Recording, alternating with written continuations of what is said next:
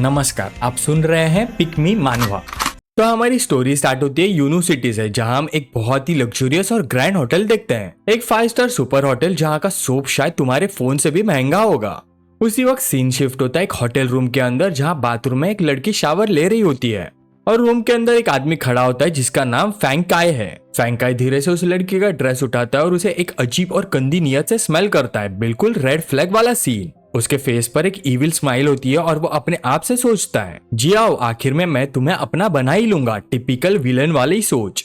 जब वो अपनी उल्टी सीधी सोच में खोया होता है तभी अचानक डोरबेल बजती है और बाहर से आवाज आती है, सर आपका फूड डिलीवरी आ गया है। ये सुन के फैंग काय थोड़ा इरिटेट हो जाता है और डोर की तरफ चलते हुए बोलता है, आ रहा हूँ। जैसे ही डोर खुलता है हम देखते हैं बाहर एक डिलीवरी बॉय खड़ा है और वही डिलीवरी बॉय हमारा मेन कैरेक्टर है येन। बहुत रिस्पेक्ट के साथ वो कहता है, सर आपका फूड डिलीवरी। लेकिन अपनी बात पूरी करने से पहले उसकी नजर रूम के अंदर चली जाती है। उसी वक्त बाथरूम का डोर खुलता है और जियाओ बाहर आती है, टॉवल में लिपटी हुई, बाल अभी भी गीले। वो फैंग काय की तरफ देखकर बोलती है, फैंग काय क्या तुमने मेरे कपड़े लिए? लेकिन फिर उसकी नजर येन पर पड़ती है जो डोर पर खड़ा होता है और वो शॉक में फ्रीज हो जाती है। दूसरी तरफ येन भी शॉक हो जाता है, उसका दिमाग ब्लैंक हो जाता है और शॉक की वजह से उसके हाथ से फूड का पैकेट नीचे गिर जाता है। ये देखकर फैंग काय गुस्से में चिल्लाता है, हे। इसी मोमेंट पर जियाओ यान को देखती है, अचानक बोल पड़ती है, हनी तुम। ये सुन के फैंग काय कंफ्यूज हो जाता है, हनी। फिर उसे समझ आ जाता है कि ये डिलीवरी बॉय असल में कौन है। वो येन को ऊपर से नीचे देखकर मॉक करते हुए बोलता है, तो जियाओ तुम्हारा बेकार हस्बैंड निकला एक फूड डिलीवरी का है। वो हंसने लगता है और अपनी किस्मत पर प्राउड फील करता है। मुझे यकीन ही नहीं हो रहा कि जियाओ के बेचारे हस्बैंड से ऑर्डर किया। इस मोमेंट पर येन का गुस्सा फाइनली फूट पड़ता है। वो सीधा जियाओ की आंखों में देखकर अपना दिल का दर्द बोलता है, वैंग जिया, मैंने तुम्हारे फैमिली में 3 साल गुजारे, दिन में 3 बार तुम्हारे घर वालों को खाना खिलाया। उसकी नजर और हैवी हो जाती है जब वो बोलता है, इन 3 सालों में तुमने मुझे अपना हाथ तक छूने नहीं दिया। इसके साथ एक फ्लैशबैक दिखाया जाता है जहाँ जिया हमेशा येन को इग्नोर करती हुई कहती है, मेरे पास मत आना, जाके फ्लोर पर सो जाओ। बिल्कुल अल्टीमेट फ्रेंड जोन्ड हस्बैंड वाली ट्रीटमेंट। फ्लैशबैक से वापस आकर येन गुस्से और दर्द में चिल्लाता है, मैंने हमेशा सोचा था तुम एक प्रिंसिपल्स वाली लड़की हो, लेकिन आज तुम किसी और के साथ मजे कर रही हो। आंखों में आंसू लेकर वो पूछता है, तुमने ऐसा क्यों किया? लेकिन जियाओ के फेस पर जरा भी शेम नहीं होता। वो ठंडी आवाज में बोलती है, क्यों? क्योंकि मेरा हस्बैंड बस एक ऑर्डिनरी फूड डिलीवरी गाय है। वो फैंग काय की तरफ पॉइंट करके प्राउडली बोलती है, तुम्हें पता है ये कौन है? फैंग इन्वेस्टमेंट फर्म का सीईओ, फैंग फैमिली का यंग मास्टर, यूनू की एक फर्स्ट क्लास फैमिली जिसके एसेट्स बिलियंस में है। फिर येन की तरफ तुच्छी नजर से देखकर कहती है, मेरे लायक सिर्फ ऐसा आदमी है, तुम जैसा गरीब नहीं। बिल्कुल गोल्ड डिगर वाली सोच। मौका देखकर फैंग काय जियाओ के शोल्डर पर हाथ रखता है और येन से एरोगेंट टोन में बात करता है। फिर उसे इंसल्ट करते हुए बोलता है, अगर तुम यहाँ घुटनों पर बैठकर माफी मांगो तो मैं तुम्हें 5 स्टार रेटिंग दे दूंगा। ये सुन के येन अपने आप में सोचता है, तुम दोनों सिर्फ पैसे की वजह से इतनी बेशरम हो गए हो। इस मोमेंट पर फैंग काय जियाओ के पास आते हुए बोलता है, जिया इसकी टेंशन मत लो, यहाँ सिर्फ हम दोनों हैं। लेकिन उसकी बात पूरी होने से पहले येन आगे बढ़ता है और अपनी पूरी ताकत से फैंग काय का गला पकड़ लेता है और चिल्लाता है, रुक जा तू जानवर।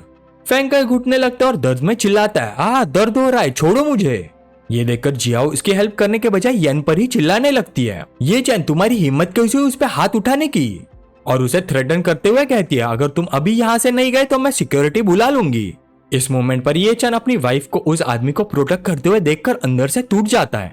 फिर ये चैन अपना पास्ट याद करता है जहाँ फ्लैशबैक में उसके ग्रैंडफादर कहते हैं, ये लड़की मैंने तुम्हारे लिए चुनी है। वो सोचता है, जब मैंने इसे पहली बार देखा था मुझे लगा था मेरी लाइफ खुशियों से भरी होगी, लेकिन प्रेजेंट में वापस आकर वो सोचता है वो सब बस मेरी खुद की उम्मीदें थी। जाने से पहले वो जियाओ को एक लास्ट वार्निंग देता है, जियाओ उम्मीद करता हूँ एक दिन तुम्हें इसका पछतावा होगा। और फिर वो मुड़कर वहां से चला जाता है। जैसे ही वो जाता है जियाओ चिल्लाती है, पछतावा? मेरी लाइफ का सबसे बड़ा पछतावा तुम जैसे बेकार हस्बैंड होना है। इसके बाद सीन चेंज होता है और हम बाहर आते हैं जहाँ ये चैन अपने स्कूटर पर बैठा होता है। तभी उसका फोन बजता है। वो कॉल उठाता है और धीमी आवाज में बोलता है, हेलो 10-10 डिलीवरी। और फोन की दूसरी तरफ से एक शांत लेकिन रिस्पेक्टेबल बुढ़े आदमी की आवाज आती है जो कहता है, थर्ड यंग मास्टर, जुआन फैमिली में दामाद के रूप में तुम्हारा 3 साल का कैरेक्टर टेस्ट आज ऑफिशियली खत्म होता है। ये सुनते ही ये चंद कुछ पल के लिए चुप हो जाता है और बूढ़ा आदमी आगे बोलता है, अगला टेस्ट एक बिजनेस टेस्ट है। ओल्ड मास्टर ने पहले यूसैंग ग्रुप एक्वायर कर लिया और तुम्हें चेयरमैन अपॉइंट करने के लिए सब अरेंजमेंट हो चुके हैं। और इसी मोमेंट पर क्लियर हो जाता है कि ये चंद कोई ऑर्डिनरी डिलीवरी बॉय नहीं है, बल्कि एक बिलियनर है जो सिर्फ एक टेस्ट से गुजर रहा था। ये चंद का फेशियल एक्सप्रेशन धीरे धीरे चेंज होने लगता है। उसका गुस्सा शांत हो जाता है और वो एक काम टोन में कहता है, ठीक है समझ गया। ये कहने के बाद बुढ़ा आदमी थोड़ी डाउट के साथ पूछता है, ओल्ड मास्टर ये भी जानना चाहता है कि तुम्हारी यंग लेडी के साथ कैसी बन रही है, क्या हम उसे ऑफिशियली फैमिली में एक्सेप्ट करके एक हायर बना दे। ये सुनते ही ये फैन का फेस शांत हो जाता है और वो बिना सोचे तुरंत बोलता है, जरूरत नहीं, वो इसके लायक नहीं है। और ये कहकर वो फोन कट कर देता है। इसके बाद सीन शिफ्ट होता है रात के 8 बजे यूनू के जैंग रेसिडेंशियल कम्युनिटी में, जहाँ एक तरफ जियाओ है और दूसरी तरफ ये चन अपना लगेज पैक कर रहा होता है। तब जियाओ आती है और ठंडी और सार्कास्टिक टोन में बोलती है, क्या तुम घर छोड़कर भागने का प्लान बना रहे हो? इतनी छोटी सी बात पर इतना ड्रामा। ये सुन के ये चन रुकता है और सीधा सवाल करता है, तुम्हें चीटिंग एक छोटी सी बात लगती है? यह सवाल सुन के भी जियाओ को जरा से भी शर्म नहीं आती, उल्टा और एटीट्यूड दिखाते हुए कहती है, और तुम क्या एक्सपेक्ट कर रहे हो कि मैं तुमसे माफी मांगू? तुम हमारा खाना खाते हो, हमारा पानी पीते हो और हमारे घर में रहते हो। अगर मैंने तुम्हारे साथ कुछ गलत भी किया है तो तुम्हें सहना पड़ेगा। इतनी बेशरम बातें सुन के ये चैन का सब्र टूट जाता है और वो गुस्से में चिल्लाता है, जियाओ मैंने तुम्हारे वैंग फैमिली को 3 साल तक टॉलरेट किया है। तुम्हारे मॉम डैड ने मुझे कितनी बार सबके सामने इंसल्ट किया और मारा, फिर भी मैंने कभी जवाब नहीं दिया। सालों का दबा हुआ गुस्सा उसकी आवाज में निकल पड़ता है जब वो बोलता है, तुम्हारे अंकल और उनके बेटे मुझे बुली करते रहे और तुम सब ऐसे बिहेव करते रहे जैसे कुछ देखा ही नहीं। तुमने कभी मुझे छूने तक नहीं दिया और मैंने उसका भी रिस्पेक्ट किया। वो आगे बोलता है, ये सब इसलिए क्योंकि मैं तुम्हारी परवाह करता था, लेकिन आज के बाद मैं ये सब टॉलरेट और नहीं करूंगा। फिर सीधा शब्दों में अपना डिसीजन बताता है, जियाओ चलो डिवोर्स ले लेते हैं। डिवोर्स शब्द सुनते ही जियाओ शॉक हो जाती है और गुस्से में चिल्लाती है, ये चंद तुम्हारी हिम्मत कैसी हुई मुझसे डिवोर्स लेने की? फिर उसे डराने और नीचे दिखाने के लिए बोलती है, अगर तुम इतने बेकार नहीं होते तो मैं ऐसा करती ही क्यों? और सुनो, मैं मजाक नहीं कर रही थी। डिवोर्स के बाद तुम हजारों स्क्वायर मीटर के लग्जरी अपार्टमेंट में नहीं रह पाओगे और ना ही ऑडी चला पाओगे। ये धमकी सुनते ही ये चांद थोड़ी हंसी हंसता है और बोलता है, लग्जरी अपार्टमेंट और ऑडी मुझे नहीं चाहिए। ये सुनकर जिया और गुस्से में चिल्लाती है, ठीक है डिवोर्स, मुझे नहीं पता ग्रैंडपा ने क्या सोचा था जब उन्होंने मेरी शादी तुम जैसे लूजर से करवाई। बिना एक सेकंड वेस्ट किए ये चंद सीधा जवाब देता है, तो कल सुबह सिविल अफेयर्स ऑफिस चलते हैं और डिवोर्स ले लेते हैं। लेकिन जिया थोड़ी रुक कर बोलती है, कल पॉसिबल नहीं है, कल ग्रैंडमा का बर्थडे और पूरी फैमिली को 10 बजे से पहले उनके घर जमा होना है। फिर क्लियरली बोलती है, और ये डिसीजन एल्डर्स ने लिया था, इसलिए मुझे पहले अपने फैमिली से बात करनी होगी। ये सुन के ये चंद सिर्फ इतना कहता है, तो जल्दी से अपने फैमिली को बता दो, मैं तुम्हारा कॉल का वेट करूंगा। ये कहकर वो अपना बैग उठाता और बिना पीछे देखे निकलने लगता है। पीछे से जिया पागल की तरह चिल्लाती है, लूजर तुम्हें मुझे डिवोर्स देने का पछतावा जरूर होगा, कुछ ही दिन में तुम मेरे पास लौट कर आओगे और मुझसे भीख मांगोगे। लेकिन ये चंद उसकी बातों को कम्प्लीटली इग्नोर करता है और घर से बाहर निकल जाता है जहाँ तेज बारिश हो रही होती है। वो बारिश में खड़ा होता है, तभी उसका फोन फिर से बजता है। वो कॉल उठाता है और कहता है हेलो, और दूसरी तरफ से वही बुढ़ा आदमी कहता है, यंग मास्टर गाड़ी कॉर्नर पर आपका वेट कर रही है। ये सुन के ये चंद मुड़कर देखता है और वहाँ सिर्फ एक नहीं बल्कि पूरा कॉन्वॉय खड़ा होता है ब्लैक रोल्स रॉयस कार्स का। हर कार के पास ब्लैक सूट पहने बॉडीगार्ड्स खड़े होते हैं जो ये चंद को देखते ही एक साथ झुककर जोर से बोलते हैं, यंग मास्टर। बारिश और तेज हो जाती है, तब एक बॉडीगार्ड आगे बढ़कर अम्ब्रेला देता है, यंग मास्टर ये लो अम्ब्रेला। लेकिन ये चंद मना कर देता है और कहता है, जरूरत नहीं, बारिश मेरा दिमाग क्लियर करती है। फिर एक और बॉडीगार्ड आगे बढ़कर एक महंगा कोट ये चंद के शोल्डर पर डाल देता है और जैसे ही वो कोट पहनता है उसकी पूरी ऑरा चेंज हो जाती है, बिल्कुल ग्लो अप मूवमेंट। फिर वो एक ही कमांड देता है, जोर से चलो। और जैसे ही कॉन्वॉय चलना स्टार्ट करता है आसपास के लोग ये सीन देखकर शॉक हो जाते हैं। भीड़ से आवाज आती है, वाओ रोल्स रॉयस। और कोई और चिल्लाता है, ये सब रोल्स रॉयस है, ये क्या हो रहा है? ऊपर से जिया भी अपार्टमेंट के विंडो से ये सब शोर सुनती है और नीचे झांक कर देखती है। कंफ्यूज होकर वो अपने आप से सोचती है, यहाँ इतनी सारी रोल्स रॉयस क्यों जा रही है? क्या कोई बहुत इंपॉर्टेंट आदमी आया है? पर उसे बिल्कुल भी आइडिया नहीं होती कि इंपॉर्टेंट आदमी वही है जिसे वो अभी घर से निकाल कर आई है। इसके साथ ही हमें ये फैमिली के बारे में बताया जाता है। दुनिया सिर्फ रॉथचाइल्ड्स, डुपेंट्स और मॉर्गन जैसे मिस्टीरियस फैमिलीज को जानती है, लेकिन सबसे मिस्टीरियस फैमिली असल में ये फैमिली है जिनके एसेट्स हंड्रेड्स ऑफ बिलियन से भी ज्यादा है। फिर भी वो लोग बहुत डिस्क्रीट रहते हैं और उनका नाम किसी भी रिच लिस्ट में नहीं मिलता। फिर सीन चेंज होता है और ये चंद ऑलरेडी एक हेलीकॉप्टर के पास पहुंच चुका होता है जहां एक बॉडीगार्ड रिस्पेक्ट के साथ कहता है, यंग मास्टर इधर।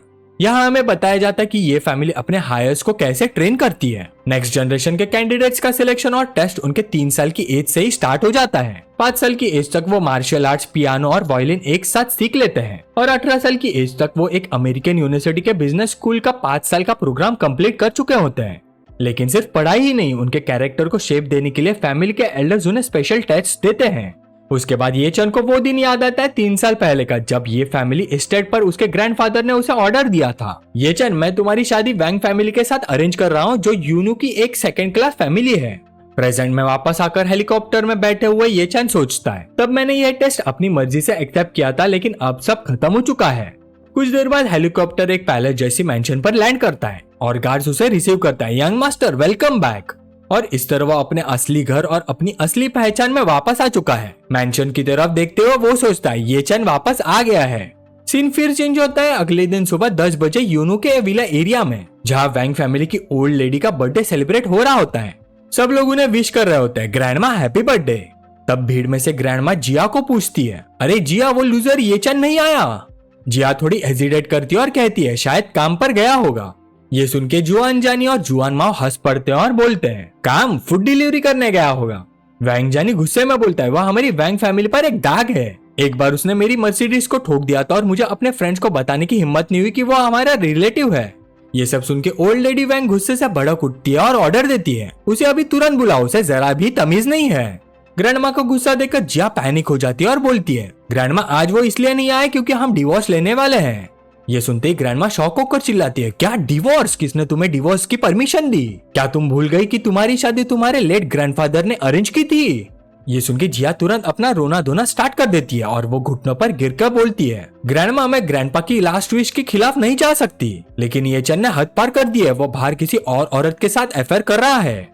जिया की ये बात सुन के ग्रैंडमा और ज्यादा गुस्से में आ जाती है और चिल्लाकर बोलती है क्या वो जानवर 3 साल तक हमने उसे मेंशन दिया रहने के लिए, लग्जरी कार्स दी चलाने के लिए, और फिर भी वो तुम्हारे प्रति डिवोटेड नहीं हो सका और दूसरी औरतों की तलाश में निकल पड़ा। तभी वैंग जानी बीच में बोलता है जिया बुरा मत मानना, लेकिन इसमें तुम्हारी भी कुछ गलती है। शादी को 3 साल हो गए लेकिन तुमने उसे कभी छूने तक नहीं दिया, इसलिए ये चैन दूसरी औरतों की तलाश में है। क्या तुम ये चैन से डिवोर्स लेने और एक अमीर नया पति ढूंढने के मौके के लिए अपनी प्योरिटी बचाकर नहीं रख रही? वो बेवकूफी से समझ नहीं पाया होगा, है ना? लेकिन ग्रैंडमा का गुस्सा कम होने के बजाय और बढ़ जाता है। वो सख्त आवाज में बोलती है चाहे जिया ने कुछ भी किया हो फिर भी ये चैन को कोई हक नहीं है किसी और औरत को ढूंढने का। उसे अभी का भी यहाँ ले आओ, आज मैं उसे हमारी फैमिली का जस्टिस दिखाऊंगी। ग्रैंडमा का ऑर्डर सुन के जिया डरे हुए टोन में बोलती है जी और तुरंत कॉल लगाती है। कॉल कनेक्ट होते ही ये चैन दूसरी तरफ से पूछता है क्या बात है? जिया एरोगेंट टोन में बोलती है ग्रैंडमा तुम्हें बुला रही है, लेकिन ये चैन बिना सोचे सीधा बोलता है मैं नहीं आ रहा और ये कहकर कॉल कट कर देता है। ये देखकर जिया गुस्से से भर जाती है और सोचती है इसकी हिम्मत कैसे हुई मुझ पर फोन काटने की। फिर वो ग्रैंडमा को बताती है वो नहीं आ रहा। ये सुनते ही ग्रैंडमा का गुस्सा फट पड़ता है और वो चिल्लाकर बोलती है live in sun in law की कीमत एक कुत्ते से भी कम होती है और फिर भी उसमें इतनी हिम्मत है नखरे दिखाने की। जानी तुम जाओ और उसे जबरदस्ती यहाँ ले आओ। जानी खुशी से बोलता है ठीक है और ये कहकर वो निकल जाता है। पर जाते जाते वो मन ही मन सोचता है मैंने ये चैन को कई बार पीटा है, ये अपनी मुठ्ठियां फैलाने का एक अच्छा मौका है।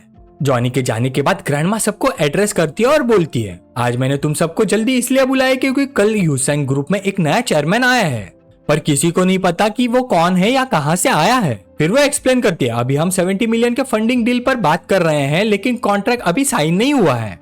सबको पता है कि हमारी डेनिन रियल एस्टेट हमेशा ह्यूसेंग ग्रुप के साथ कोलैबोरेट करते आई है, इसलिए ह्यूसेंग ग्रुप के नए चेयरमैन के साथ अच्छे रिलेशन बनाना हमारी वैंग फैमिली के फ्यूचर के लिए सबसे इम्पोर्टेंट है।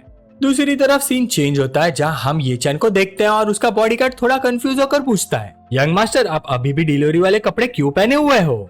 इस बात पर ये चैन शांत टोन में जवाब देता है आज मेरा डिलीवरी पर्सन के कॉन्ट्रैक्ट का लास्ट दिन है, जो स्टार्ट किया था उसे फिनिश करना चाहता हूँ। और वो अपने आप से सोचता है कि अभी अपनी असली पहचान दिखाने का वक्त नहीं आया। जब मैं शैडो में रहता हूँ तब दुश्मन को क्लियरली देखना आसान होता है। ये अचानक उसका फोन बजता है और वहाँ वैन जानी अपनी कार में ये चैन को ढूंढते आते हुए देखता है। कॉल पर वो बोलता है हेलो ये चैन मैं वैन जानी बोल रहा हूँ, तुम कहाँ हो, चलो बात करते हैं। ये चैन बिना डरे शांत आवाज में बोलता है मैं लुआन रेसिडेंशियल कम्युनिटी में फूड डिलीवरी कर रहा हूँ। वैन जानी थोड़ी हंसी के साथ बोलता है मैं अभी वहाँ आ रहा हूँ, मेरा वेट करना। कुछ ही देर में वैन जानी अपनी कार फुल स्पीड में ले आता है और वो ये चैन के पास आकर जोर से ब्रेक लगाता है। फिर कार की विंडो नीचे करके एरोगेंट टोन में बोलता है कार में बैठ जाओ, ग्रैंडमा तुम्हें देखना चाहती है। ये सुन के ये चैन बिना रुके सीधा बोलता है चाहे तुम्हारी ग्रैंडमा जिया को सपोर्ट करे उसे कोई फर्क नहीं पड़ता, मैं वैसे भी डिवोर्स ले रहा हूँ। ये सुनते ही वैन जानी गुस्से से फट पड़ता और चिल्लाता है पागल हो गए हो क्या, मेरी ग्रैंडमा तुम्हें सपोर्ट करने वाली है, वो तुम्हें फैमिली जस्टिस देने चाहती है। इस पर ये चैन शांत रहकर पूछता है फैमिली जस्टिस किस बात पर? ये सवाल सुनते ही जानी और भी गुस्से में आ जाता है और उंगली दिखाकर बोलता है तुम बाहर किसी और औरत के पास गए हो इस बात पर, चाहे जिया कैसी भी हो वो अभी भी वैंग फैमिली का हिस्सा है, तुमने वैंग फैमिली को इंसल्ट किया है इसलिए तुम्हें मारना चाहिए। ये सुन के ये चैन धीरे से अपना हेलमेट उतारता और हैरानी से पूछता है मैं बाहर किसी और औरत के पास गया, ये जिया ने कहा? और अगले ही पल वो अपनी हंसी रोक नहीं पाता और जोर से हंसने लगता है। उसकी हंसी देखकर जानी इरिटेट होकर पूछता है, किस बात पर हंस रहे हो? तब ये चन का फेस सडनली सीरियस हो जाता है और वो अंदर ही अंदर गुस्से से सोचता है, वैंग जिया इतनी बेशरम औरत, जुल्म की भी कोई लिमिट होती है। ये चन की चेंजिंग ऑरा देखकर जानी के दिल में थोड़ा डर बैठ जाता है और वो सोचता है, ये क्या हो रहा है? ये चन का एक्सप्रेशन इतना डरावना कैसे हो गया, जैसे कोई सुपीरियर सबको नीचे दिखा रहा हो। लेकिन फिर वो खुद को समझाता है, नहीं मैं गलत देख रहा हूँ, ये बेकार का आदमी ऐसी ऑरा कैसे रख सकता है। ये सोचकर जॉनी कार का डोर खोलता है और धमकी भरी अंदाज में बाहर निकलता है। लगता है तुम्हें फिर से मार खाने का शौक हो गया है। फिर वो ये चन पर अटैक करने आगे बढ़ता है, आज मैं तुम्हें अच्छी तरह पीटूंगा। लेकिन उसके हाथ उठाने से पहले ही ये चन मुड़कर एक पावरफुल किक उसके फेस पर मार देता है, जिससे जानी दर्द में चिल्लाता है, आ। गुस्से में वो बोलता है, तू कचरा, तूने वापस लड़ने की हिम्मत कैसे दिखाई? ये कहकर वो अपनी पॉकेट से नाइफ निकालता है और चिल्लाता है, मैं ग्रैंडमा के लिए फैमिली जस्टिस दूंगा, मैं तुझे काट दूंगा, मार दूंगा। और वो तेजी से नाइफ से अटैक करना शुरू कर देता है, स्लैश स्लैश स्लैश। लेकिन ये चन बड़े आसानी से उसके सारे अटैक को डॉज कर लेता है और एक प्रिसाइज हिट से उसका हाथ मार देता है, जिससे उसकी नाइफ नीचे गिर जाती है। उसके तुरंत बाद ये चन पंचेस की बारिश कर देता है और जॉनी के फेस पर ब्रूटल हिट्स लगाता है। कुछ ही सेकंड्स में जॉनी जमीन पर गिर जाता है और दर्द में चिल्लाता है, जॉनी को बुरी हालत में छोड़कर ये चन उसे ठंडी वार्निंग देता है, वापस जाकर वैंग फैमिली को बता देना कि मैं अब उनका कुत्ता नहीं हूँ जो बुलाने पर आ जाता है और इशारे पर चला जाता है। अब मुझे कोई ऑर्डर नहीं दे सकता जब तक मैं खुद न चाहूँ। जमीन पर पड़ा हुआ जॉनी गुस्से में चिल्लाता है, तू बस एक लिविंग सन इन लॉ है, रुक जा, देख लूंगा तुझे। फिर सीन चेंज होता है और हम वैंगहा होटल का व्यू देखते हैं। वहाँ ओल्ड लेडी वेट कर रही होती है, तभी जॉनी वहाँ पहुंचता है। उसे देखकर वो खुशी से बोलती है, जॉनी तू हमेशा इतने एफिशिएंट हो। लेकिन फिर जॉनी लड़खड़ाते हुए कार से बाहर आता और रोते हुए बोलता है, ग्रैंडमा। उसका स्वॉलन फेस देखकर ग्रैंडमा शॉक हो जाती है और पूछती है, मेरे प्यारे पोते को किसने इतना मारा, किसने तुम्हें यह हाल किया? जॉनी रोते हुए कंप्लेन करता है, ग्रैंडमा वो जिया का बेकार हस्बैंड था, उसने ही मारा। ये सुनते ही जॉनी के फादर वैंग यूचिन जो पास खड़े होते हैं गुस्से से लाल हो जाते हैं और बोलते हैं, उस बेकार ने तुम्हें हर्ट करने की हिम्मत कैसे की? मैं उसे जिंदा नहीं छोड़ूंगा। फिर जॉनी बोलता है, ग्रैंडमा पुलिस को कॉल करते हैं। लेकिन ग्रैंडमा सिर हिलाकर मना कर देती है और बोलती है, ये फैमिली मैटर है, चिंता मत करो, मैं उसे उसकी सजा जरूर दूंगी। अगर पुलिस को बुला लिया तो ये शर्मनाक बात न्यूज में फैल जाएगी। फिर ग्रैंडमा युआचिन की तरफ मुड़कर ऑर्डर देती है, युआचिन मुझे पता है तुम्हारे अंडरवर्ल्ड में कुछ कॉन्टेक्ट्स हैं, उनसे कहो कि उस जानवर को अच्छी तरह सबक सिखाए और उसे मेरे सामने ले आए। उधर आधे घंटे बाद ये चन रेसिडेंशियल कम्युनिटी में चल रहा होता है। तभी दो बड़े बड़े गुंडे उसका रास्ता रोक लेते हैं और पूछते हैं, क्या तुम ये चन हो, हमारे साथ चलो। उन्हें देखकर ये चन समझ जाता है और बोलता है, फिर से वैंग फैमिली ने लोग भेजे हैं, आज मेरे डिलीवरी का लास्ट दिन है, मैं कहीं नहीं जा रहा। ये सुनते ही गुंडा गुस्से में बोलता है, तुम शांति से दी गई ड्रिंक रिजेक्ट कर रहे हो, अब जबरदस्ती पिलाई जाएगी, पहले इसके हाथ तोड़ दो फिर बात करेंगे। और दोनों इस पर अटैक कर देते हैं, लेकिन अगले ही पल सिर्फ चीखने की आवाज सुनाई देती है, आ आ आ। और सबको पीटने के बाद ये चन अपना डिलीवरी बैग चेक करता है और चैन की सांस लेते हुए बोलता है, अच्छा हुआ काम पर असर नहीं पड़ा। तभी एक गुंडा हिम्मत करके पीछे से उठता है और चिल्लाता है, रुक जा। ये सुनते ही ये चन बिना मुड़े पीछे एक पावरफुल पंच मार देता है, जिससे वो गुंडा हवा में उड़कर दूर जाके गिरता है और वो बेहोश पड़ जाता है। ये चन फिर से अपना बैग चेक करता है और बोलता है, अच्छा है, खाना ठीक है।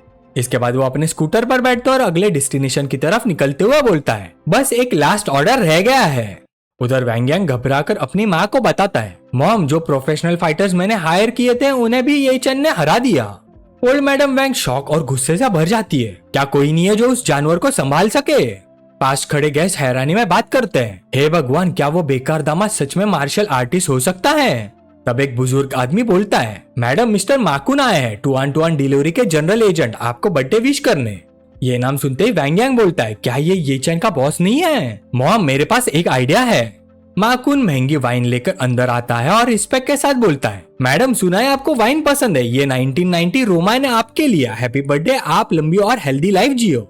मैडम वैंग गिफ्ट ले लेती है, लेकिन उसका चेहरा उदास होता है, थैंक यू प्रेसिडेंट माँ।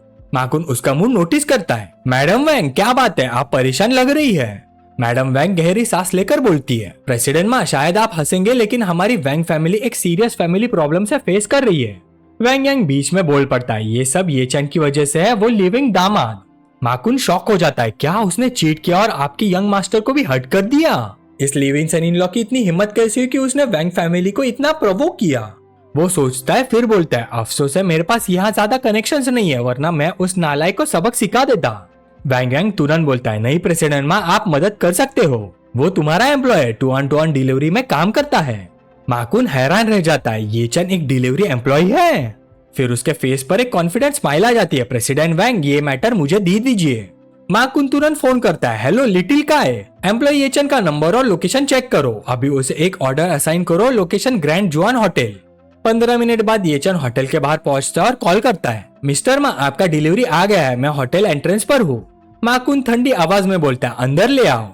येचन थोड़ा सस्पिशियस हो जाता है, तो ये वैंग फैमिली का वेन्यू है, वो पोलाइटली बोलता है, होटल पॉलिसी के हिसाब से कुरियर अंदर नहीं ले जा सकते, आप बाहर आकर ले लीजिए। माकुन कहता है, ठीक है वेट करो, और कॉल कट कर देता है। बाहर येचन को कई लोगों के फुटस्टेप सुनाई देते हैं। माकुन मैडम वैंग और पूरी फैमिली के साथ बाहर आता है, मैडम वैंग इधर। फिर सीधा येचन के पास आकर बोलता है, अपनी यूनिफॉर्म और आईडी अभी उतारो। येचन कंफ्यूज होकर पूछता है, क्या मतलब? जॉनी जोर से हंसता है, इडियट, ये तुम्हारा बॉस है, माकुन टू ऑन डिलीवरी का जनरल एजेंट। माकुन धमकी भरे टोन में बोलता है, अगर यकीन नहीं है तो मैं मैनेजर से कॉल करवाता हूँ। फिर तुरंत येचन का फोन बजता है, मैनेजर चिल्लाता है, येचन तुमने प्रेसिडेंट माँ को कैसे ऑफेंड किया, तुम फायर्ड हो। ये सुनते ही येचन का गुस्सा और डिसअपॉइंटमेंट फूट पड़ता है, मैं ये सब पीसफुली खत्म करना चाहता था, लेकिन इस कमीने ने सब बर्बाद कर दिया। माकुन चिल्लाता है, जल्दी करो, उतारो सब, तुम फायर्ड हो, सब कुछ उतारो। गुस्से में येचन अपनी जैकेट उतार देता है, कोई रिकॉर्ड करते हुए हंसता है, हाँ बिल्कुल एक स्ट्रे डॉग जैसे लग रहा है। वैंग यांग उसका मजाक उड़ाता है, बेकार कचरा, अब कहाँ गई तुम्हारी अकड़, मेरे बेटे को मारा था ना। सबको इग्नोर करते हुए येचन शांत टोन में बोलता है, बॉस माँ सुना है तुम्हारा एजेंसी कॉन्ट्रैक्ट टू ऑन डिलीवरी के साथ इस साल खत्म हो रहा है। माकुन शौक और गुस्से में आ जाता है, इससे तुम्हें क्या? येचन सीधा बोलता है, रिन्यूअल के लिए कैपिटल जाने की जरूरत नहीं, तुम अब एजेंट नहीं रहोगे। माकुन गुस्से से फट पड़ता है, तू होता कौन है ये सब बोलने वाला, तू बोलेगा और मैं एजेंट नहीं रहूंगा, क्या तुम्हें पता है मेरी सीईओ के साथ कितनी स्ट्रॉन्ग रिलेशनशिप है? तभी मैडम वैंग गुस्से में बोलती है, येचन तुम जानो और नील करो।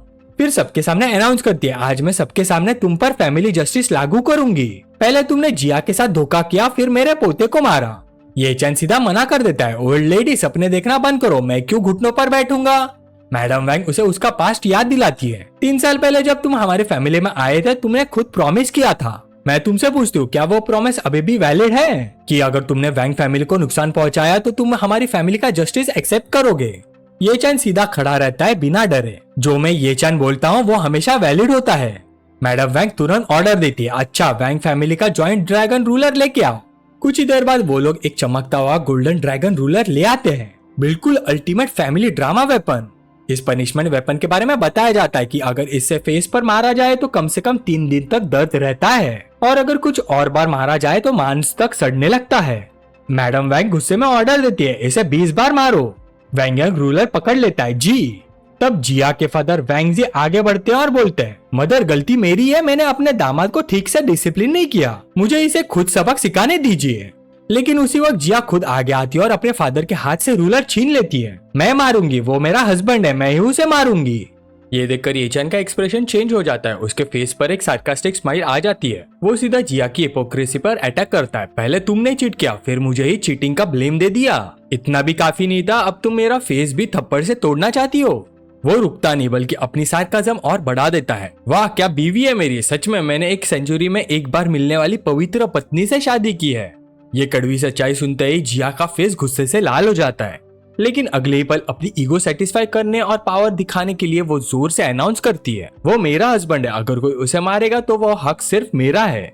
वो अपने आप को जस्टिफाई करने लगती है। जैसे ही वो ये सोच रही होती है अचानक सीन चेंज हो जाता है। जॉनी जो पास ही खड़ा होता है आगे बढ़कर जिया के हाथ से ड्रैगन रूलर छीन लेता है। उसका गुस्सा कंट्रोल से बाहर होता है, उसका फेस लाल पड़ चुका होता है। वो ये चैन पर चिल्लाता है, ये चैन तू कुत्ता कमीना। जैसे ही वेपन उसके हाथ में आता है जॉनी का कॉन्फिडेंस बढ़ जाता है। वो पूरी ताकत से ये चैन की तरफ बढ़ता है। मुझे मारने की हिम्मत कैसे हुई, आज तेरा चेहरा बिगाड़ कर रखूंगा। वो रूलर हवा में घुमाता है लेकिन हिट होने से पहले ट्विस्ट आ जाता है। ये चैन बिजली की स्पीड से जॉनी का रिस्ट हवा में ही पकड़ लेता है। जॉनी रिएक्ट करे उससे पहले ये चैन काउंटर अटैक करता है और एक जबरदस्त थप्पड़ सीधा जॉनी के फेस पर जड़ देता है। थप्पड़ इतना पावरफुल होता है कि जॉनी दर्द से चीख उठता है। बिल्कुल जो बोलेगा वो ही पाएगा वाला सीन। सारे के शॉक हो जाते हैं। किसी को यकीन नहीं होता कि वैंग फैमिली का लिविंग सन इन लॉ ने वैंग फैमिली के पोते पर हाथ उठा दिया। ये देखकर मैडम वैंग का गुस्सा पीक पर पहुंच जाता है और वो चिल्लाती है, तुम्हें पता है यहाँ कितने डिपार्टमेंट हेड्स और डायरेक्टर्स मौजूद हैं? वो उसे थ्रेटन करती है, वो सब तुम्हें यही से अरेस्ट करवा सकते हैं और सीधा जेल भेज सकते हैं। इतनी बड़ी धमकी के बाद भी ये चैन बिल्कुल काम खड़ा रहता है, उसका दिमाग बिल्कुल ठंडा होता है। यहाँ सब गेस्ट ने क्लियरली देखा है जॉनी ने पहले वेपन के साथ मुझ पर अटैक किया, मैं सिर्फ अपनी सेल्फ डिफेंस कर रहा था। तब भीड़ में से एक गेस्ट आगे आता है और सिचुएशन और कॉम्प्लिकेट बना देता है। लेकिन तुमने खुद कहा था कि तुम वैंग फैमिली का जस्टिस एक्सेप्ट करोगे, अब जब पनिशमेंट का टाइम आ गया तुम पीछे हट गए, क्या ये एक आदमी के लायक है? दूसरे लोग भी उसका सपोर्ट करते हैं। बिल्कुल सही, ये आदमी ट्रस्टवर्दी नहीं लगता।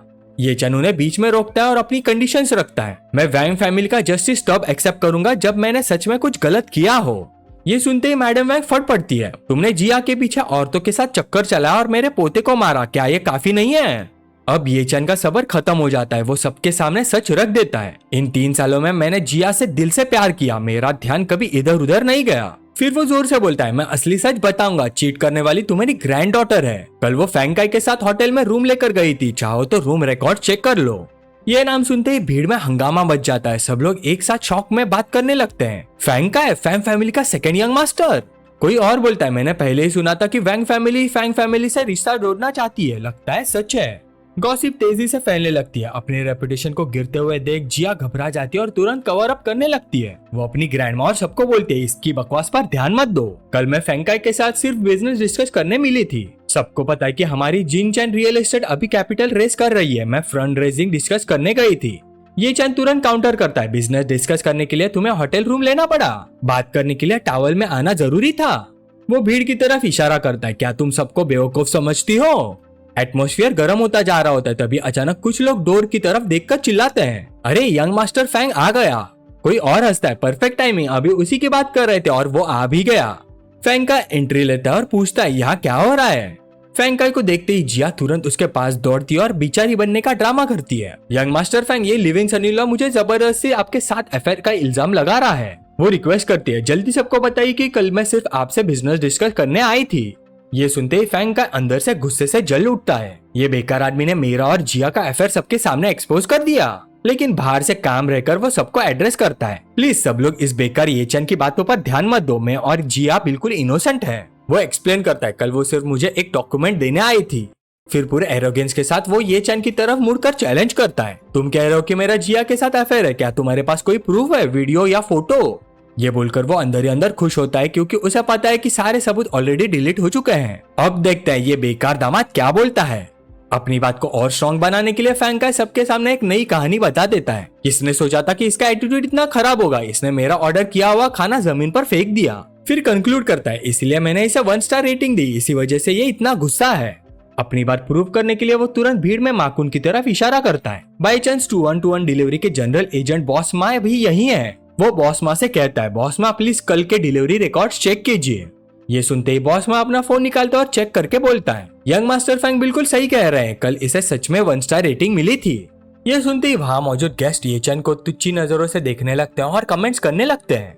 सबकी बातें सुन के ये चैन सीधा जिया की तरफ देखकर पूछता है, मैंने डिलीवरी जमीन पर क्यों फेंकी थी, क्या तुम इस बात को एक्सप्लेन नहीं करोगी? लेकिन जिया उसी पर ब्लेम डाल देती है, ये सब इसलिए हुआ क्योंकि तुम अपने काम में डिलीजेंट नहीं हो, तुम्हारी टॉलरेंस बहुत वीक है।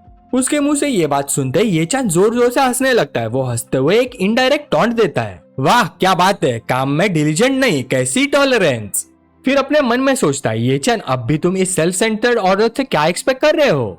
इसके बाद वो सीरियस हो जाता है और सबके सामने पूछता है, तुम सब कह रहे हो कि मैंने बाहर औरत ढूंढी, क्या तुम्हारे पास कोई प्रूफ है? ये सुन के मैडम वैंग सवाल भरी नजरों से जिया को देखती है और जिया डर के मारे सिर हिलाकर मना कर देती है। प्रूफ ना होने पर मैडम वैंग टॉपिक चेंज कर देती है, जब किसी के पास प्रूफ नहीं है तो ये बात यही खत्म, लेकिन तुमने मेरे पोते को मारा, ये बात ऐसे खत्म नहीं होगी। ये सुन के ये चैन जवाब देता है, उसने लुयान रेसिडेंशियल कम्युनिटी के एंट्रेंस पर मुझ पर नाइफ से अटैक किया था। वो लॉजिक देता है, वहाँ कैमरास है और कम्युनिटी सिक्योरिटी भी विटनेस है, मैं सिर्फ लीगल फ्रेमवर्क के अंदर सेल्फ डिफेंस कर रहा था। फिर वो सीधा चैलेंज करता है, अगर आप इसे आगे बढ़ाना चाहती हो तो पुलिस बुला लेते हैं, अगर मैं अंदर गया तो मैं गारंटी देता हूँ कि ये भी बच नहीं पाएगा। ये सुनते ही मैडम वैंग गुस्से से बोल पड़ती है, अच्छा 3 साल हमारे घर का खाना खाकर तुम काफी कैपेबल हो गए हो, है ना? गुस्से में वो पूछती है, मेरे पोते को मारने के बाद अगला स्टेप मुझे मारना है? लेकिन ये चंद शांत रहकर बोलता है, मैडम वैंग मैंने हमेशा आपका रिस्पेक्ट किया है। वो प्रॉमिस करता है, मैं आपसे वादा करता हूँ जब तक जॉनी मुझे फ्यूचर में प्रोवोक नहीं करेगा मुझे उससे कोई प्रॉब्लम नहीं होगी। फिर वो अपनी फाइनल डिमांड रखता है, मेरी सिर्फ एक रिक्वेस्ट है, आप मुझे और जिया को डिवोर्स लेने की परमिशन दे दीजिए। डिवोर्स शब्द सुनते ही मैडम वैंग बोल पड़ती है, ठीक है, बिल्कुल ठीक है। फिर वो जोर से अनाउंस करती है, दोस्तों सबको पता है 3 साल पहले हमारे फैमिली ने एक लिविंग सन इन लॉ रखा था। ये शादी मेरे लेट हस्बैंड ने अरेंज की थी। पिछले 3 साल में चाहे जिया खुश नहीं थी, पर एल्डर्स की लास्ट विश पूरी करने के लिए जिया के पेरेंट्स ने मुझे कई बार डिवोर्स की बात की, लेकिन मैंने हर बार मना कर दिया। ये सुनते ही गेस्ट के बीच फुसफुस शुरू हो जाता है। फिर वो बोलती है, मेरी ग्रैंड डॉटर जिया को सब लोग यान सिटी की नंबर 1 ब्यूटी मानते हैं, कौन किसके लायक है ये मुझे कहने की जरूरत नहीं।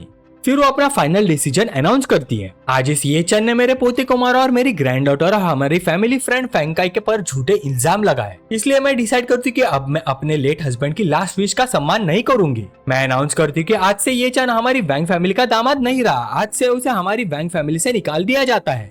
ये सुनते ही युआचिन वेटर को ऑर्डर देता है, वेटर सबको सेलिब्रेशन के लिए ड्रिंक सर्व करो। उसके बाद एटमॉस्फेयर चेंज हो जाता है। वेटर सबको वाइन सर्व करता है और एक्सपेक्ट ही नहीं था। वैंग फैमिली के डिसीजन पर खुशी के साथ सब गेस्ट कॉन्ग्रेचुलेट करने लगते हैं। कॉन्ग्रेचुलेशन मैडम जुआन, कॉन्ग्रेचुलेशन जिया, सब एक साथ बोलते हैं और हवा में एक अजीब सी खुशी फैल जाती है। इसी सेलिब्रेशन के बीच जिया की माँ आगे आती है और सबका अटेंशन ले लेती है। सबका शुक्रिया। वैसे मैं आप सबको एक गुड न्यूज देना चाहती हूँ। हमारी जिया और येचन पिछले 3 सालों से अलग अलग सो रहे थे। उसने हमारी जिया को हाथ तक नहीं छुआ। बात को और क्लियर करते हुए वो जोर देती है, जिया अभी भी अबला नारी है। ये सुनते ही जिया शर्म से लाल हो जाती है, मॉम। लेकिन ये सब सुन के येचन अपने मन में सोचता है, ये सब बस एक बिजनेस है। ये जिया का चॉइस है कि वो अपने आप को एक कमोडिटी की तरह ट्रीट होने दे ताकि आखिर में सबसे बड़ा बीटर उसे ले सके। मतलब बिल्कुल क्लियर था। उसकी अबला नारी अनाउंस करके वो उसकी मार्केट वैल्यू बढ़ा रहे थे। इसके बाद येचन भी एक वाइन ग्लास उठाता है, लेकिन पीने के लिए नहीं। वो ग्लास जिया की तरफ बढ़ाता है और एक लास्ट सार्कास्टिक लाइन बोलता है, जिया कॉन्ग्रेचुलेशंस, आखिर तुम्हें कोई ऐसा आदमी मिल ही जाएगा जो तुम्हारी औकात के बाहर हो। ये सुनते ही जिया फिर से अपनी पुरानी एरोगेंस में आ जाती है। उसे लगता है कि येचन अभी भी उसे खोने से डर रहा है, इसलिए वो घमंड से बोलती है, अगर तुम अभी घुटनों पर बैठकर मुझसे भीख मांगो तो शायद मैं ग्रैंडमा से कह दूं कि अभी तुमसे डिवोर्स ना दिया जाए। ये सुन के येचन गुस्से और नफरत से भरा जवाब देता है, उसकी गलतफहमी क्लियर करते हुए, तुमने मुझे चीट किया और ऊपर से चाहती हो कि मैं तुम्हारे सामने घुटनों पर बैठकर भीख मांगू। बात फिर वही आ जाती है। अब येचन की नजर में जिया के लिए जरा भी रिस्पेक्ट नहीं बचा था। वो वाइन का ग्लास उल्टा करता और सारी वाइन जमीन पर गिरा देता है, सीधा इंसल्ट। फिर बोलता है, तुम इसके लायक नहीं हो। येचन का ये एटीट्यूड देखकर जिया का गुस्सा 7वें आसमान पर पहुंच जाता है। उसे यकीन ही नहीं होता कि जो आदमी कल तक उसकी हर बात मानता था आज उसे रिजेक्ट कर रहा है। वो अपने मन में सोचती है, ये गंदा और घटिया आदमी आज पागल हो गया है, सीधा बगावत कर रहा है। ग्रैंडमा, इसे सिर्फ डिवोर्स दे देना तो इसके लिए एस्केप हो जाएगा। हम इसे इतनी आसानी से नहीं छोड़ सकते, इसने हमें इंसल्ट किया है। पास खड़ा जॉनी, जो पहले से येचन से गुस्से में है, तुरंत मौका पकड़ लेता है और उसका सपोर्ट करता है। फिर ग्रैंडमा वैंग सब गेस्ट को एड्रेस करके जोर से बोलती है, सब लोग सुन लो, इस येचन ने मेरी ग्रैंड डॉटर के 3 कीमती साल बर्बाद किए हैं और ऊपर से मेरे पोते को भी मारा है। इसने हमारे ट्रस्ट का गलत फायदा उठाया। आज यहाँ जितने भी लोग हैं सब यान सिटी के बड़े बड़े लोग हैं, आप सबका स्टेटस है। तो मैं आपसे रिक्वेस्ट करती हूँ कि सब मिलकर इसकी रोजी रोटी के हर रास्ते को बंद कर दो। इसे समझ आना चाहिए कि हमारे खिलाफ जाने का अंजाम क्या होता है। ओल्ड मैडम वैंग की बात सुन के हॉल में फुसफुस शुरू हो जाती है। लोग सरप्राइज में आपस में बात करने लगते हैं। तभी डिस्कशन के बीच फैंग का आगे बढ़ता है। जुआन फैमिली की नजरों में अच्छा बनने का चांस नहीं छोड़ना चाहता, इसलिए वो अनाउंस करता है, मैं फैंग फैमिली की तरफ से वैंग फैमिली का सपोर्ट करता हूँ। भीड़ तुरंत उसे पहचान लेती है, अरे ये तो फैंग फैमिली का एल्डेस्ट सन है, वही फैमिली जिनके पास यान सिटी में सबसे बड़ा अफोर्डेबल लग्जरी होटल्स का चेन है। जैसे ही फैंकाई बोलता है, लगता है जैसे कंपटीशन स्टार्ट हो गया हो। एक और आदमी आगे आता है, सब लोग सुनो, मैं जोंगवे हूँ, ली हूँ और सैंटियान रेस्टोरेंट का ओनर। मैं 20 साल से यान सिटी के कैटरिंग बिजनेस में हूँ। मैं भी वैंग फैमिली का सपोर्ट करता हूँ और ये चैन की रोजी रोटी बंद करूंगा। वो अपनी बात फिनिश भी नहीं करता कि माकुन भी पीछे नहीं रहना चाहता और आगे आ जाता है, मैं माकुन हूँ, यान सिटी में 2-on-2 डिलीवरी का जनरल एजेंट। मैं भी वैंग फैमिली का सपोर्ट करता हूँ और ये चैन की रोजी रोटी बंद करूंगा। इतने लोगों को अपने खिलाफ देखकर भी ये चैन नहीं डरता, उल्टा वो शांत होकर काउंट करना स्टार्ट करता है। होटल, वेटर, फूड डिलीवरी, ये 3 इंडस्ट्रीज तो तुम लोगों ने ऑलरेडी मुझे ब्लैकलिस्ट कर दी है। काफी मेहनत की है तुम सब ने, कोई और इंडस्ट्री बची है क्या? अगर है तो वो भी आगे आ जाए। ये सुनते ही एक और आदमी आगे आता और चिल्लाता है, मैं गोल्डन मिनी कैरियो का सीईओ हूँ। मेरा सपना है कि तुमसे जीरो कनेक्शन हो। यान सिटी में कोई भी कैरियो के या बार तुम्हें एंटरटेनमेंट इंडस्ट्री में जगह नहीं देगा। फिर जॉनी भीड़ से पूछता है, और कौन है जो इसके बाकी रास्ते भी बंद कर सकता है? कौन है जिसका इन्फ्लुएंस सब रिच लोगों पर है? ये सुनते ही हॉल में अचानक सन्नाटा छा जाता है। लोग धीरे धीरे बात करने लगते हैं। यान सिटी में बहुत सारे रिच लोग हैं, कोई एक आदमी नहीं है जो सबको कंट्रोल करे। तभी सीन चेंज होता है और सबकी नजर एक बहुत ही खूबसूरत लड़की पर पड़ती है। वो एक सोफा पर शांत से बैठी होती है। तब तक उसने किसी बात पर ध्यान ही नहीं दिया था। उसकी प्रेजेंस ही दिखाती कि वो सबसे अलग है, बिल्कुल मिस्टीरियस ब्यूटी वाइब। उसे देखकर जुआन यूजिन शॉक हो जाता है, जैसे उसकी सांस रुक गई है। वो सोचता है ये कौन है, इतनी खूबसूरत, ये कब आई, मैंने नोटिस कैसे नहीं किया। अगली पल उसे समझ आ जाता है कि वो कोई आम गेस्ट नहीं है और वो घबराकर तुरंत आगे बढ़ता है। ओह प्रेसिडेंट शिन, आप कब आए? मुझे माफ कीजिए, मैं आपको एंट्रेंस पर रिसीव नहीं कर पाया, ये मेरी बड़ी गलती है। माकुन उसे पहचान नहीं पाता और हैरानी से पूछता है, प्रेसिडेंट योन ये कौन है, हमें भी इंट्रोड्यूस कीजिए। जुआन यूचिन उसकी तरफ देखकर सोचता है, माकुन तुम सच में यान सिटी में रहते हो? तुम्हें ये लेडी नहीं पता? तुम्हारी ये इग्नोरेंस तुम्हें महंगी पड़ेगी। फिर वो सबके सामने प्राउडली बोलता है, साफ है ये यूसैंग ग्रुप की फेमस वाइस प्रेसिडेंट है, प्रेसिडेंट शिन होंगियन। ये नाम सुनते ही पूरे हॉल में हंगामा मच जाता है। सबके चेहरे पर शॉक क्लियरली दिख रहा होता है। ये इतनी खूबसूरत लड़की यूसैंग ग्रुप की वाइस प्रेसिडेंट है। लोग हैरानी से बात करने लगते हैं। यूसैंग ग्रुप का चेयरमैन तो हमेशा एक डिवाइन ड्रैगन जैसा रहा है, सिर्फ नाम सुना है, कभी सामने नहीं देखा। कहते हैं कि वाइस प्रेसिडेंट शीन की पावर बहुत बड़ी है, कंपनी का असली पब्लिक फेस वही है। कंट्री के अंदर जो भी हंड्रेड्स ऑफ बिलियंस के इंटरनेशनल डील्स आए हैं, सब उसने खुद साइन किया है। कह सकते हो कि एक आदमी के नीचे है, लेकिन 10,000 लोगों से ऊपर। ये सुन के ये चैन अपने मन में सोचता है, ओह मेरी कंपनी की वाइस प्रेसिडेंट, मतलब ये मेरे लिए काम करती है। इधर जुआन यूचिन कोई भी चांस मिस नहीं करना चाहता प्रेसिडेंट शिन को इम्प्रेस करने का। उसका इन्फ्लुएंस सबसे ऊपर है। माकुन भी तुरंत सपोर्ट करता है, बिल्कुल सही बिल्कुल सही।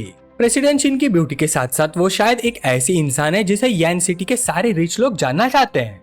ये सुनते ही शिन होंगियन थोड़ा सार्कास्टिक हो जाती है। उसे ये चापलूसी बिल्कुल पसंद नहीं आती। वो सीधा बोलती है, तुम्हारी बातों से तो ऐसा लग रहा है जैसे मेरा यान सिटी के सब रिच लोगों के साथ अफेयर चल रहा हो, जुबान संभाल के बोलो।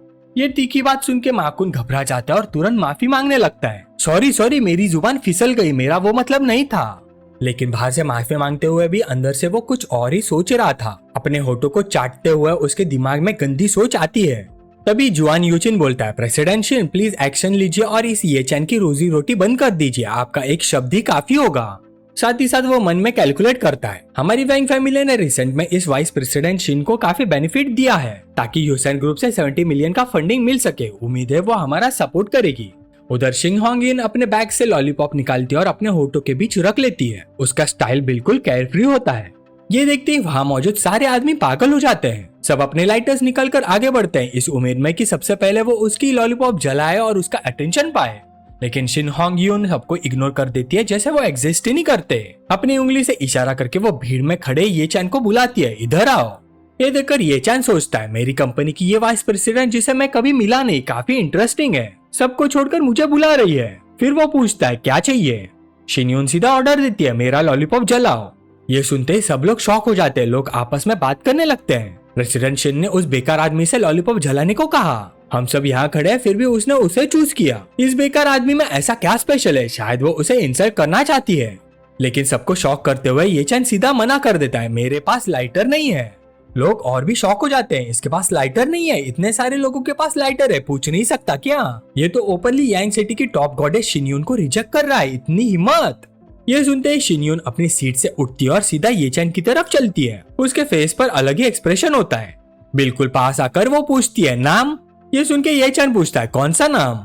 शिनयून फिर एम्फोसाइज करती है, तुम्हारा नाम। ये चैन इरिटेटेड टोन में बोलता है, सुना ही नहीं देता क्या? अभी जुआन यूचिन ने बोला था मेरा नाम ये चैन है, बार बार क्यों पूछ रही हो? ये सुनते ही जुआन यूचिन गुस्से में चिल्लाता है, तुम्हें प्रेसिडेंट शिन के सामने बदतमीजी करने की परमिशन नहीं है, अपनी औकात में रहो। लेकिन शिनयून हाथ उठाकर उसे चुप रहने का सिग्नल देती है।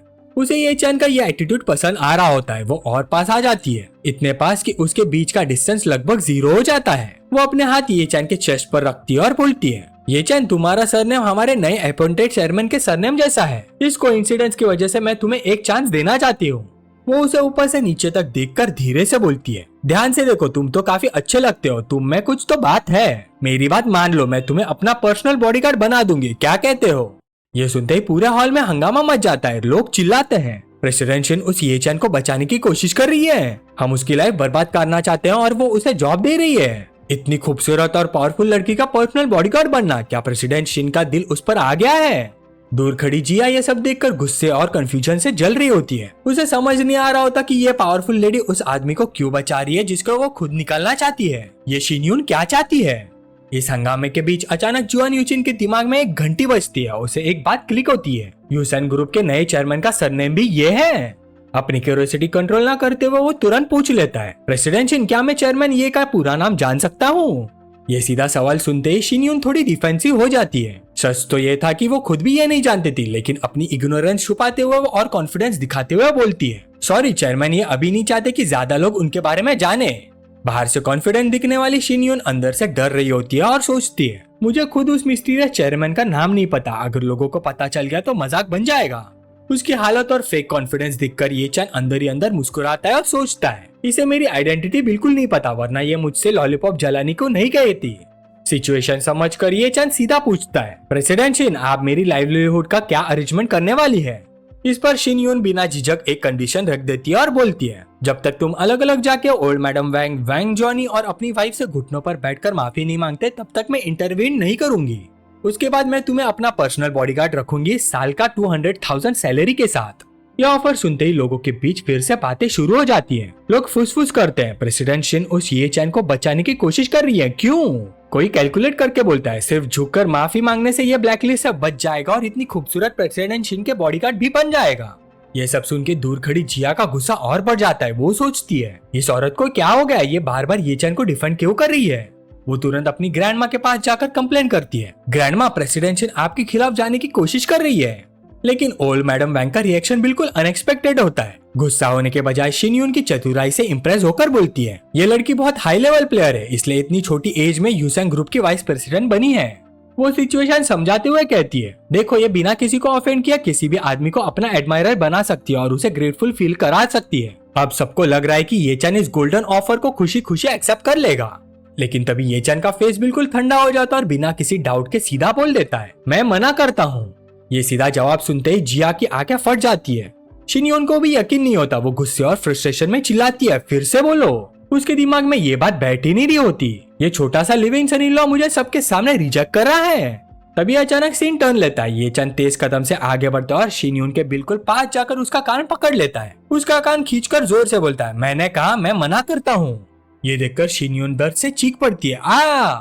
उसका कान सुन हो जाता है और उसके फेस पर दर्द और शर्म दोनों साफ दिखते हैं। ये देखकर जुआन यूचिन कंट्रोल खो देता है और उंगली दिखाते हुए चिल्लाता है, तुम्हारी हिम्मत कैसे हुई प्रेसिडेंट शिन पर हाथ उठाने की? लेकिन ये चैन बिल्कुल रिलैक्स रहकर अपनी एक्शन जस्टिफाई करता और मजाक उड़ाता है, मुझे लगा प्रेसिडेंट शिन को सही से सुनाई नहीं देता है, इसलिए मैंने उनके कान के पास जाके बोला।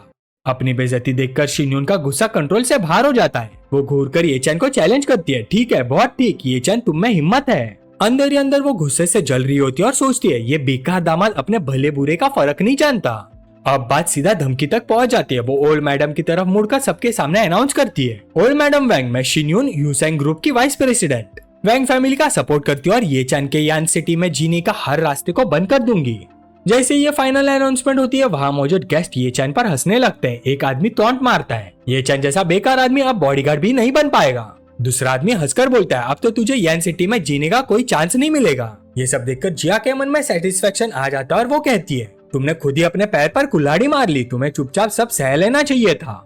और जब सबको लग रहा होता है कि ये चैन आप सरेंडर करेगा, तब वो शिनयून से एक टेक्निकल सवाल पूछता है, शिनयून, जो आपने अभी कहा, क्या वो आपके पर्सनल डिसीजन है या यूसेंग ग्रुप का डिसीजन? शिनयून बिना झिझक और पूरे कॉन्फिडेंस के साथ बोलती है, ये दोनों का डिसीजन है। इस पर ये चैन उसे लॉजिक के जाल में फंसा देता है और बोलता है, आप यूसेंग ग्रुप की वाइस प्रेसिडेंट है, चेयरमैन नहीं, तो आपको क्या हक है पूरे यूसेंग ग्रुप का स्टांस रिप्रेजेंट करने का? ये चैन का ये लॉजिकल आर्गुमेंट सुनते ही भीड़ में फिर से फुसफुस शुरू हो जाती है। लोग समझने लगते हैं कि वो सही कह रहा है और बोलते हैं, बिल्कुल सही, प्रेसिडेंट शिन का पोजीशन सबसे ऊपर नहीं है यूसेंग ग्रुप में। एक और गेस्ट लीगल एंगल से बोलता है, लॉजिक के हिसाब से देखा जाए तो ये चेयरमैन के नाम पर डिसीजन नहीं ले सकती। तीसरा आदमी ऐड करता है, वैसे भी इन दोनों के बीच कोई गहरा रिलेशन नहीं है।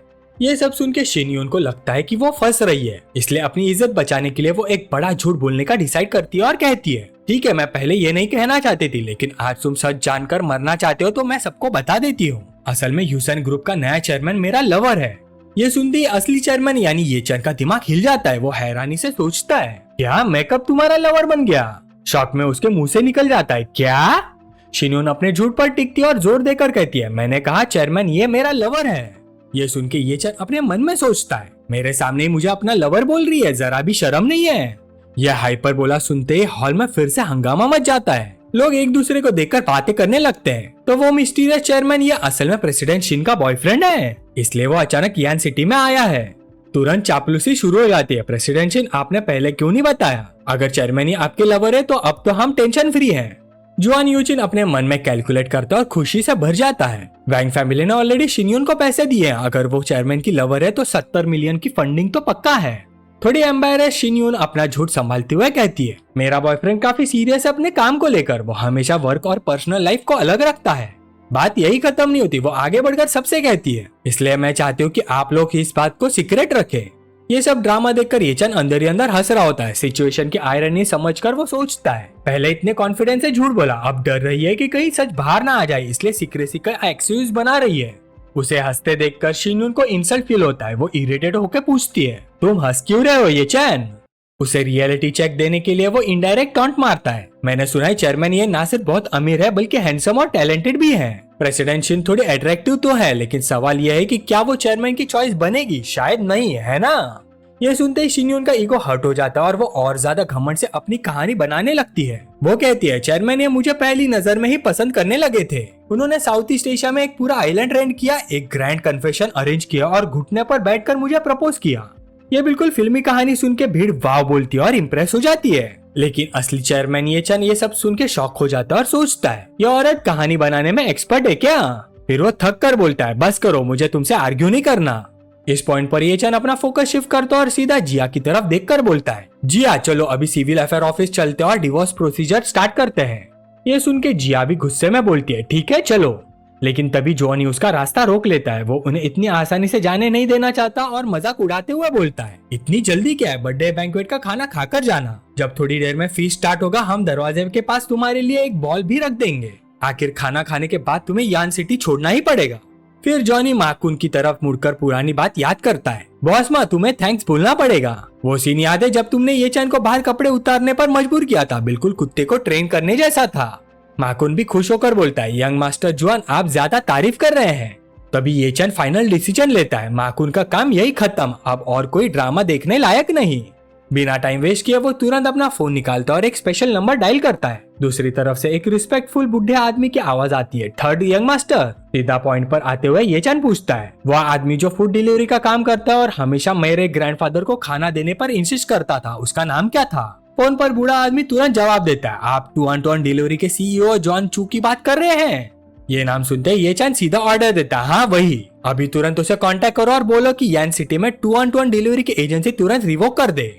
ये सुनते ही वहाँ मौजूद सब लोग शॉक हो जाते हैं। उन्हें अपने कानों पर यकीन नहीं होता कि ये आदमी किस लेवल की बात कर रहा है और किसको ऑर्डर दे रहा है।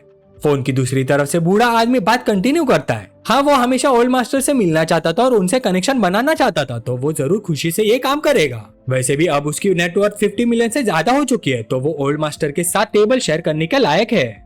ये सुन के ये चंद थोड़ा इम्प्रेस होकर बिल्कुल एक एल्डर की तरह बोलता है, हम इस लड़के ने काफी प्रोग्रेस की है इन सालों में, किसी दिन उसके साथ मीटिंग सेट करो, मैं उसे मिलूंगा। बूढ़ा आदमी तुरंत जवाब देता है, जी यंग मास्टर। जैसे ये चंद अपना फोन रखता है, कुछ पल के लिए पूरी जगह पर सन्नाटा छा जाता है। किसी को समझ नहीं आता कि ये सब सच था या कोई मजाक। लेकिन अगले ही पल जॉनी जोर जोर से हंसने लगता है, जैसे उसने सदी का सबसे बड़ा जोक सुन लिया हो। ये चैन ये कैसा ड्रामा कर रहा है तू? वो अपनी आंखों से आंसू पोंछता है और बोलता है, 2-on-2 के सीईओ को कॉल करके उसे ऑर्डर दे रहा है। तुम्हारा ये डिल्यूजन तो सीरियस लेवल का है, घर से निकाले जाने के बाद तुम्हारा लास्ट ब्रेन सेल भी फ्राई हो गया है क्या?